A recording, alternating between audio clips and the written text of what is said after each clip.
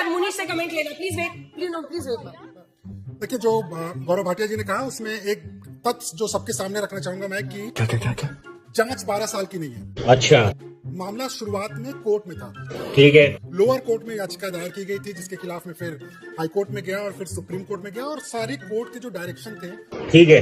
वो यही थे कि इस मामले में जांच होनी चाहिए, क्योंकि जो तथ्य हैं उनसे इनकार नहीं किया जा सकता। और तथ्य उसमें जो आरोप लगाए गए थे कि कहीं ना कहीं पूरा मनी लॉन्ड्रिंग का मामला, उसके बाद में ईडी ने जांच शुरू की। ठीक है, समझ गया। हाँ, 4-5 साल की जांच जरूर ईडी ने की है। उसमें सोनिया गांधी, राहुल गांधी और बाकी तमाम जो लोग हैं उनके स्टेटमेंट रिकॉर्ड हुए थे। ठीक है। दूसरा, जो ईडी ने बड़े आरोप इसमें लगाए हुए थे, और ये सबको समझने की जरूरत है, क्या बात कर रहा है? मामला सिर्फ प्रॉपर्टीज तक लिमिटेड नहीं था। मगर क्यों? जो young India private limited company बनाई गई थी, वो सेक्शन 25 ऑफ इनकम टैक्स के तहत बनाई गई थी, यानी कि आप किसी तरीके का मुनाफा नहीं कमा सकते हैं। ओके फिर? लेकिन फिर भी जो आपको रेंट के जरिए पैसा आ रहा था, जो फेक इनवॉइसेस वहां पे थी, और ये सारे आरोप हैं। ये तथ्य हमारे नहीं है, ये ईडी के तथ्य हैं। ईडी नहीं सारुण के यहाँ कुछ तो गड़बड़ है। ने ये आरोप पत्र में दाखिल किया, इसके लिए मैं बता रहा हूँ। ये जो आप गलत फैक्ट बोल रहे हैं। पूरा जवाब दीजिएगा, पूरा मुनीश बात पूरी कीजिए। क्या बोल रहे हैं? जो ईडी ने अपने आरोप लगाए हैं सुप्रिया जी, मैं वो बता रहा हूँ। मैंने पहले ही बोला कि ईडी के आरोप है, ये मेरे कोई तथ्य नहीं है इसमें। ईडी ने जब जांच शुरू किया और उनको ये सारी चीजें पता चली, उसके बाद उन्होंने बोला चीटिंग करता है तू, चीटिंग करता है तू। पहले ये देखो अंजना जी, सबसे पहले तो जो ईडी के आपके रिपोर्टर है वो कुछ तथ्यात्मक रूप से गलत बातें बोल रहे हैं। सेक्शन 25 इनकम टैक्स एक्ट की नहीं, section 25 of the companies act and section 8 of the new companies act के तहत यंग इंडिया का गठन हुआ था। पहले तो ये एक इन्होंने गलत बात बोली कि आईटी एक्ट नहीं, कंपनीज एक्ट के तहत हुआ था, वो गलत था तथ्य। दूसरा, ईडी ने जो कह दिया, क्या वो ब्रह्मवाक्य है? मैं तो ये पूछना चाहती हूँ। अरे ईडी जांच एजेंसी है, जब कोर्ट जाती है तो उनका केस धराशायी हो जाता है। ईडी ने 2014 के बाद से अभी तक 6,312 मुकदमे दर्ज किए लोगों के खिलाफ। 95% इंडिया की ऑपोजिशन के खिलाफ है। अभी मजा आएगा ना भिड़ो। 120 लोगों के खिलाफ अभी तक दोष सिद्ध कर पाए। ये तो ईडी की क्रेडिबिलिटी है। ईडी की क्रेडिबिलिटी तो ये है कि जिनके खिलाफ करती है वो बीजेपी का दामन थाम ले तो ईडी खत्म हो जाती है। दूसरी चीज, बात तो सही है। यहाँ पर कुछ तथ्यात्मक रूप से गलत बातें कही गई हैं, वो सही करनी जरूरी है। अरे बाप रे, ये तो धोती खोल रहा है। रेंट राहुल गांधी के पास आता था। राहुल गांधी एक नॉट फॉर प्रॉफिट कंपनी के शेयर होल्डर है, एक पैसे का रेंट उनके पास नहीं आता है। अधिवक्ता तो आप कैसे, वो तो सारी दुनिया जानती है, आपको कॉर्पोरेट की भी थोड़ी बहुत समझ नहीं है। गजब बेइज्जती है। यहाँ पर कहा गया एसेट ट्रांसफर हो गए, एक एसेट एजेंट का ट्रांसफर नहीं हुआ है यंग इंडियन को। सारा का सारा एसेट यंग इंडिया के पास ही है।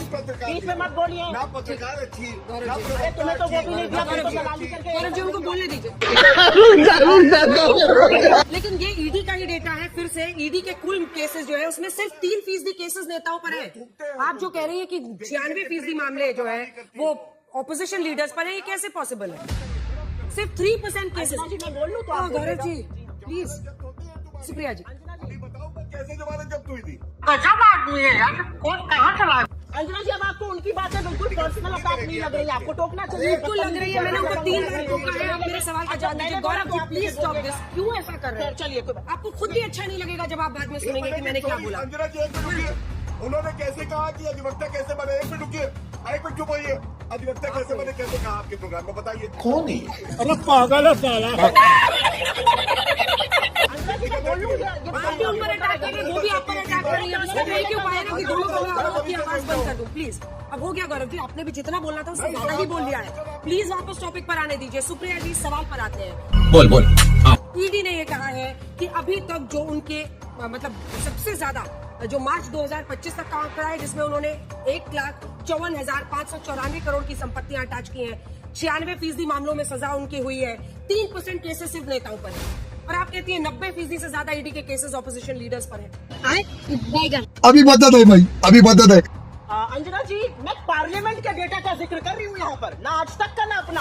पार्लियामेंट में लिखित में सरकार ने ये डेटा दिया है 10 दिन पहले। पिछले 10 सालों में 193 MP MLA नेताओं पर केस दर्ज हुआ है। अब देख तू, जिसमें से 96% केसेस ऑपोजिशन के खिलाफ है। अब देख तू। 10 सालों की बात Out of कर रही leaders हूं आप और कह ये रही हैं। पार्लियामेंट का डेटा है, अनइम्पीचेबल होना चाहिए। अब तू गया बेटा, अब तू गया, देख तेरी औकात मैं दिखाता हूँ तुझे।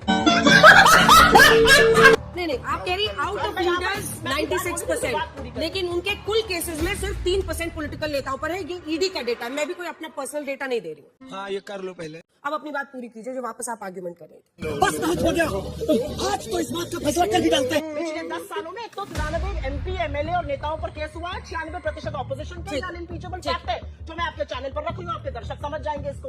आपने एसेट्स की बात करी, थोड़ा बहुत कॉर्पोरेट को समझना, फाइनेंशियल ट्रांजैक्शंस कैसे होते हैं इनके मस की बात नहीं है, लेकिन आप समझती हैं इस बात को। आपकी औकात बता रहा हूँ सर, बुरा नहीं मानना सर। एजेएल का एक भी एसेट ट्रांसफर नहीं हुआ है। जो रेंट आता है वो एजेएल के जो नवजीवन, नेशनल हेराल्ड और कौमी आवाज चलाया जाता है उसको चलाने में लगता है। उनकी सैलरी, उनकी ग्रेच्युटी, उनकी पेंशन, उनका बीआरएस, उनके बिजली के बिल, उनके बाकी चीजों पे जाता है। यंग इंडिया के शेयर होल्डर को एक पैसा नहीं आता। अगर ये मूलभूत समझ नहीं हो पा रही है, नॉन प्रॉफिट था ना, तो कॉर्पोरेट टू कॉर्पोरेट समझने को क्या है इसमें? तुम में चाटने की कला है।